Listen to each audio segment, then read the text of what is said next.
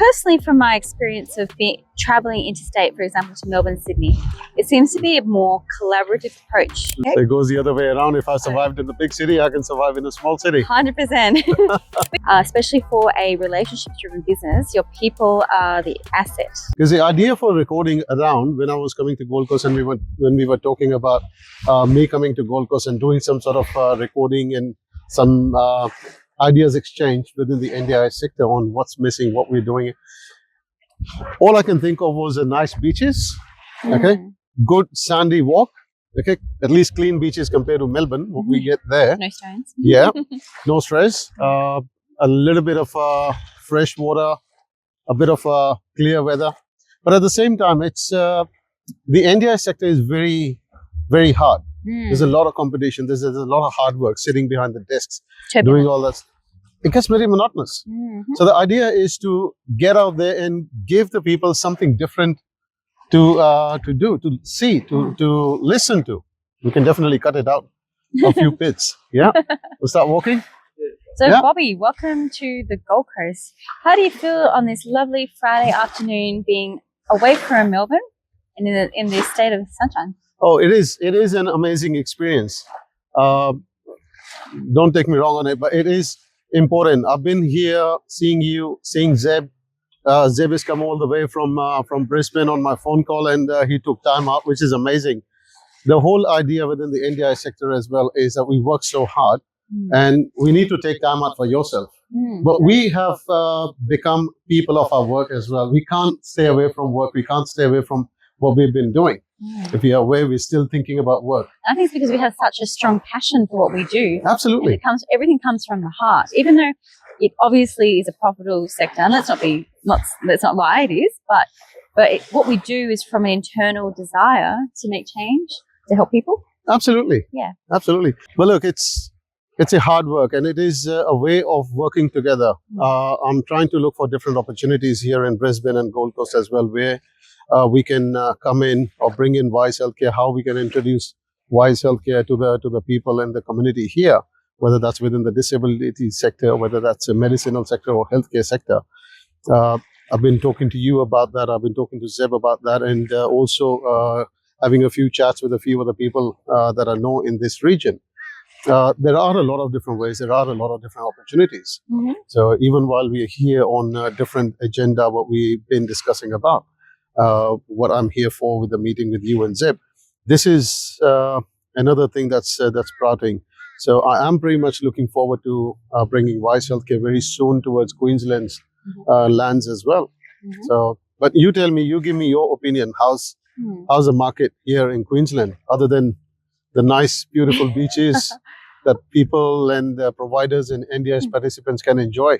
I think it's a great place to increase the quality of providers, because obviously when you're by the coast, it's a more relaxed environment compared to the city life. So the ambitions, the goals, the way things are done are a little bit more relaxed too. But obviously if you bring a flavour to the Gold Coast, it can be increased. And I guess a little bit of competition is not a bad thing, you know, because the sector is going to survive with the strongest, the most committed providers, you know, who are commercially very good, but also they look after participants in a way that shows excellence to the sector. Absolutely. And to the goal of the NDIS itself. You travel all around Australia, Monique, but you tell me, in your opinion, what do you see? How is it different? You've been in Gold Coast for like how many years? 30 years. 30 years. You in Gold Coast, and you known all across the country pretty much with the unique diversity models, the supports and the services that you do for the employment generation. And it's a completely different niche that you have created for people with any sort of a disability, and an opportunity for even the service providers. You meet people wide and far within the NDI sector and beyond. Yes. But sticking within the NDI sector, within that area, how do you see is that different with the providers and the segment here in Queensland compared to New South Wales, in Victoria, and even in South Australia? Well, I think personally, from my experience of traveling interstate, for example, to Melbourne, Sydney, it seems to be a more collaborative approach to business. I see a lot of business working together, not competing. This is a really good aspect of how metropolitan people work. I think Queensland itself could learn from interstate, because not being biased, but I do love the way that interstate operates with each other. I think more events could be held here, because again, this is a relaxed city. But I mean, I've been here 30 years, been in the sector now around 2 years in the disability side, and survived. And they say if you can survive in a small city, you can survive in a big city. And for you coming into Queensland, that's a great opportunity for you, maybe a piece of cake. So it goes the other way around. If I survived in the big city, I can survive in a small city. 100%. But also your company, Wise Healthcare, you definitely stand out. Like you have strong marketing, strong branding. You've got a strong team behind you. I think, and you've been in the industry long enough, so you know how to run a business effectively with good operations, but you also know how to look after your participants and team, which is essential, especially for a relationship-driven business. Your people are the asset. And I come from a HR background too, so that's my philosophy is how do you survive in any location? Look after your people.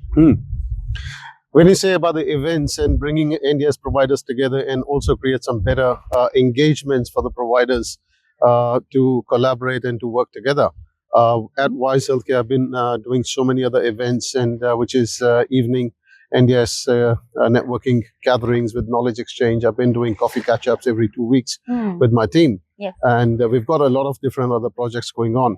We started with James Loveday. We also started NDIS Unpacked, where we are facilitating bringing together some of the industry leaders to share their ideas and share their thoughts. So something like that, is there something like that already there in Gold Coast and Brisbane in this region? No, there isn't. But that's what's lacking, I think, is bringing the actual leaders together. Because yes, there's a lot of BDMs that are here. You meet at the events, but finding the actual founders of the companies and bringing the founders of bigger companies that are operating not just in a small local area, but across further regions, is where there's a gap in the market.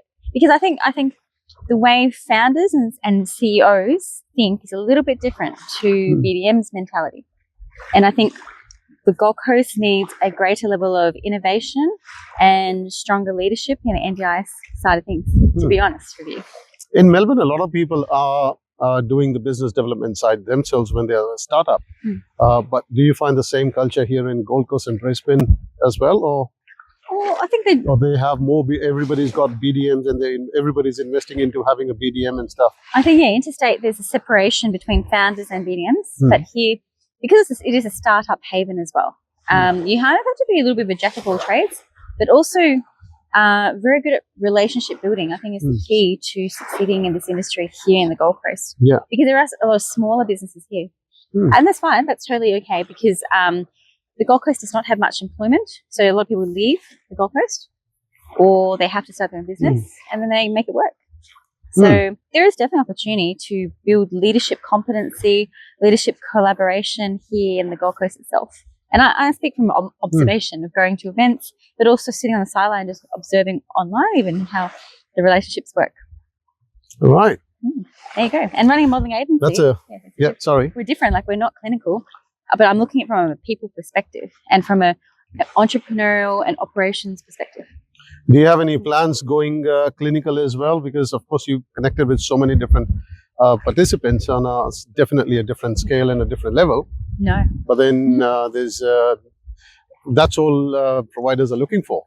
Have more participants or be connected to more participants directly, and you've got that direct We've got the direct connection with those participants. Yes, absolutely. Like, I think the success of our business has come from the relationship we build with the participants themselves, with their networks. But because we don't have nurses, essentially, for example, on our team, there's no reason for us to become clinical. I think it's better for us to work in conjunction with other companies that bring that skill to, and we focus on what we do best, which is the creative side of business in NDIS. This question is coming from the culture of competition and the way people actually deal and tackle the competition.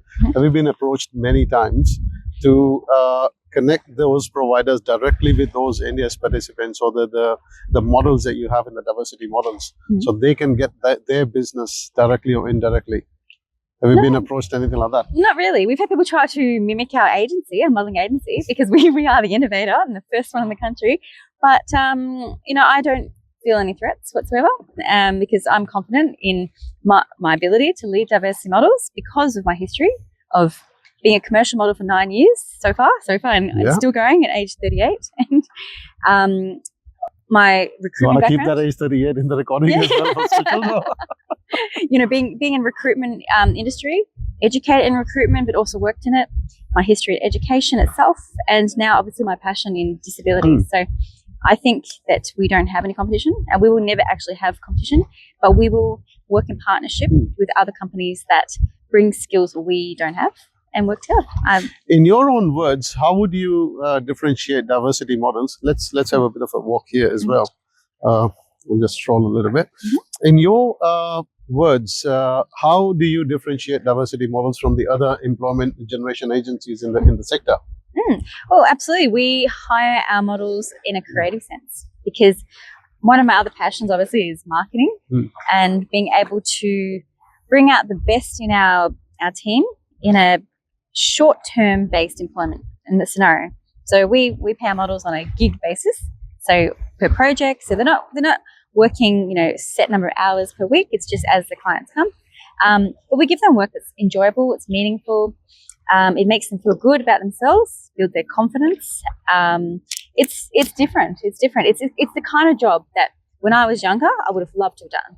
But obviously it took longer and later in life to get there. But, diversity models has broken the pathway for people with disabilities to model, to do something fun that they would love to do for the rest of their lives if they could. And they probably will.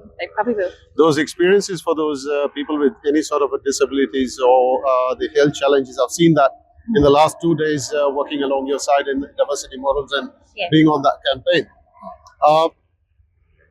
Now, this is also going to my online YouTube and everything that's good.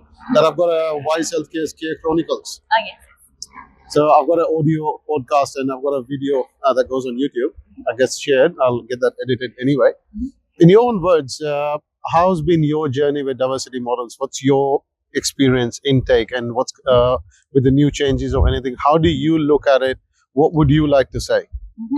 Well, first of all, I'd like to say thank you for booking our models when you come to the Gold Coast. It's a privilege to have you here, Bobby.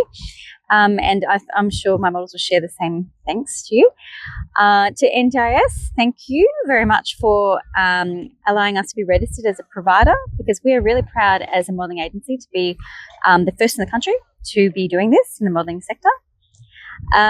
In terms of the changes, I think it would be nice for less red tape around the whole process, because our agency, as you said, is a unique agency, and we are actually contributing to the better employment of people within the sector.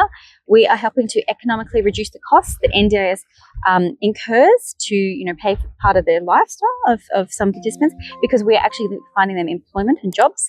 We're helping obviously anyone who's on pensions as well to find extra work. So again, we are helping the society as a whole, not just as a modelling agency. For all the providers in the industry who may be feeling a little bit sick in the stomach at the moment, keep the hope and do things right. And of course, put your participants number one in all your decisions, because they are there, and without your participants, you wouldn't have a business. And so that's my wrap. I really like people. I drive diversity models as a people-driven business all the time, and that's the way we will always be. Whether we stay in the NDIS sector, that is a yes, because I love the disability sector, and as the founder, I will always fight for the success of our models, for our participants, for the opportunity for a better quality of life, and also look for how we can support them in different ways too, not just as models in the employment, also find other skills that we can employ them. And with that intelligent approach from a model from 9 years ago, and where you are and what you've done and contributed for the people's lives, any insights would you want to share and disclose to what's coming next in the diversity models in the next year, next 2 years? Something, the plans that you are already working on? Yeah, absolutely. So we are looking at opening our official next studio for diverse models in Melbourne, because I do love Melbourne. Bobby, you're from Melbourne. Welcome. I love Melbourne. I love the difference it is. At the moment we have partnerships with other studios around Australia. However, for us to have another set HQ will be very good. We will eventually operate overseas as well, because I think there's been an interest from our models to work in modelling overseas. So I will find the opportunity, because that's what I do. I network, and we will be growing. Like we are going to hopefully double our numbers of participants within the next year. That's the goal, because we believe in growing gradually, not rapidly, because everything has to be done well. Because if you grow too quickly, you lose control of the situation. And I think on that note of for a lot of different providers who are listening to this, not to lose hope, and also follow the organic slow growth in your business. We'll wrap it up for today. Thank you so much. It's been good chatting with you. Very good to and see I'm you. pretty sure in the year's time, as you grow forward and you go international in the year following, Yes, we'll have this chat once again. absolutely. Yeah? Thank you for coming to the Gold Coast, Bobby. Thank you. And that's you. Monique Jeremiah from Diversity Models, based in Queensland, active Australia-wide. Thank you. Thank you.